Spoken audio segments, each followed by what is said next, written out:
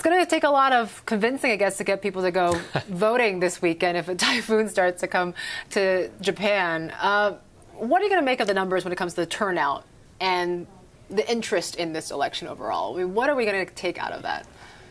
You know, when Abe called the snap elections, I thought nobody's going to call Japanese elections boring anymore because you have two brand new parties.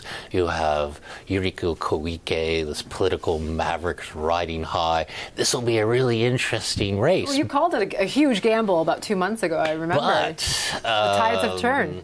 It's turned around, and Abe's party is going to romp to a pretty decisive victory, and everybody's polling says he's going to retain the two-thirds majority in the Diet. So it's looking pretty good for him, and bad weather is going to keep turnout down, which is always good for the LDP. Well, did Abe even need this election then? I mean, even before this, he already had a supermajority. You can't say he was powerless when it comes to pursuing policies. So what is this election really going to be about?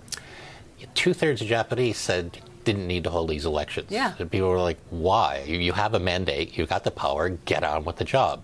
So Abe said, no, I need a mandate to support my policy towards North Korea, the way that he's handling the crisis with the missile launches, because the new norm in Japan is missile launches overhead. And he wanted permission from the people to use some of the revenues from the expected tax increase and use that for social welfare spending and to help families, things like that.